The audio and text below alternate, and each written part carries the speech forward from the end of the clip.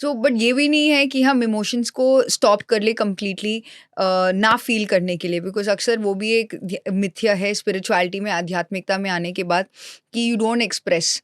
And you know ये जो negative feelings हैं जो आपके हैं, नेगेटिव भी नहीं बोलूँगी, जो लो फ्रीक्वेंसी इमोशंस है, जो इमोशंस आपको ड्राइव नहीं करती, जो आपको एक पॉजिटिव आउटलुक या एक क्रिएशन वाले आउटलुक में नहीं आपको भेजती, पर जो आपको रिग्रेस करवाती है, जो आपको बोलती है नहीं इट्स ओके कल करते हैं, I am not good enough, वैसे वाले जो इमोशंस का जो सोर्स रहता है, उनको भी एक्सप्रेस करना बहुत इंपॉर्टेंट है। And I think in my case मैं एक्सप्रेस तो करती थी, but I never found the right way of expression, and I am still learning. It's a constant learning process, because दोनों चीज़ें हैं, एक तरफ अपने इमोशंस को एक्सप्रेस करना और दूसरी तरफ हर एक इमोशन को एज इज देखना। एक्चुअली एक पैराडॉक्स है इमोशंस का भी। एक तरफ है कि जहाँ पर आपको अपने इमोशंस को एक्सप्रेस करना है, आपको जानना चाहिए, आपको रिकग्नाइज करना चाहिए, और उसको ट्रांसफॉर्म करने के लिए आपके पास अलग अलग टूल्स हैं एक्सप्रेस करने के लिए, उसको उस इमोशन को ट्रांसफॉर्म करने के लिए।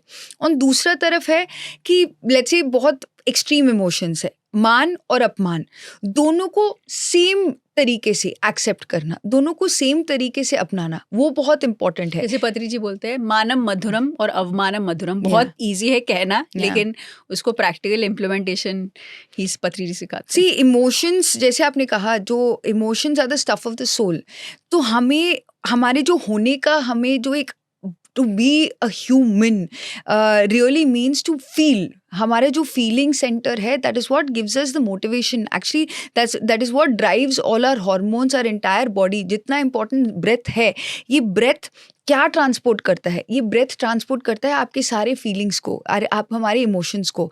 एंड जब आप उस इमोशंस में बहुत ज़्यादा बह जाते हैं, ऑफ कोर्स आपको एक सेंटर पॉइंट ढूंढना है, और वो सेंटर पॉइंट जो पत्री जी ने हमें एक जो हाईएस्ट प्रिंसिपल दिया है, इज द मध्यम मार्गम। कोई भी इमोशन है, फील द इमोशन, बट बह नहीं जाना है। अगर आपको किसी ने प्रेस कर दिया, आप इतने आप नहीं, अगर आपको किसी ने प्रेस किया और आपका बढ़ावा दिया और कहा अरे आपने इतना अच्छा काम किया है, वेरी गुड, हम अक्सर क्या करते हैं, नहीं मुझे नहीं, हम तो बस अपना ड्यूटी कर रहे हैं करके हम उस इमोशन को कम कर देते हैं। Whatever we are feeling on the inside, वो जो मुंह से जो शब्द निकलते हैं, अगर उसमें अलाइनमेंट नहीं है, तो कहीं ना कहीं पे उसके वजह से हमारा इमोशनल इम्बैलेंस हो जाता है। वही किसी ने आपको बाहर बहुत अपमान किया, आपने ऊपर तो बोल दिया या मान मधुरम, अपमान इवन मधुरम, दोनों मैं समान तरीके से एक्सपीरियंस कर रही हूँ, और अंदर ही अंदर आपके अंदर जो इमोशंस है, वो आपको आपका खून खौल रहा है, या यू फीलिंग वेरी सैड, और आप उस चीज़ को नहीं एक्सप्रेस कर पाते, ये भी हमारे इंटरनल इम्बैलेंस करता है।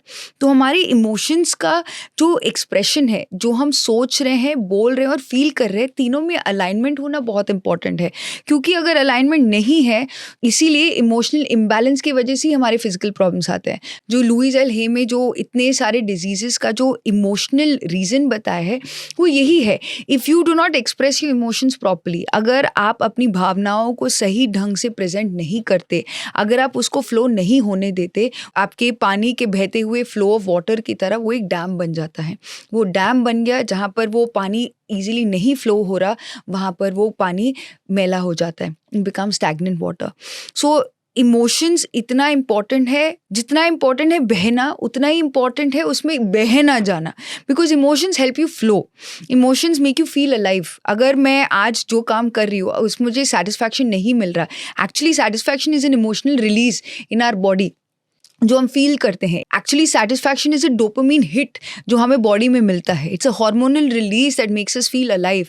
एंड जब when we do techniques like breath work and breath के साथ हम अलग अलग चीज़ें करते हैं, वही सेम केमिकल रिएक्शन होता है। अगर उसी चीज़ के साथ आप एडिक्टेड हो जाते हो, वो आपके लिए हानिकारक भी हो जाता है। तो for me what my current learning is कि इमोशंस फील करना जितना महत्वपूर्ण है, अपने आप को रिकग्नाइज करना कि वो इमोशन का सोर्स क्या है, उतना ही रिकग्नाइज करना कि these emotions are just the surface level. ये इमोशंस आपके ट्रू सेल्फ को नहीं रिप्रेजेंट कर रहा, वो केवल एक एक्सपीरियंस है जो आप जिस पात्र को, जो कैरेक्टर आप प्ले कर रहे हो, उस कैरेक्टर के साथ जो वो फील कर रहा है, वो वही है। आप भी एक सर्टन पॉइंट में एक साक्षी बन जाते हो, बिकॉज अगर आप साक्षी नहीं बने और आप हर एक इमोशन के साथ अपने आप को एसोसिएट करना शुरू कर दोगे, you will never be happy, you will never find that happiness. Actually इतिहास में इतने सारे stories, actually most of the Wars अगर वो फाइट हुए हैं, जो भी युद्ध हुए हैं अभी तक हिस्ट्री में, all have been because of emotional imbalance only.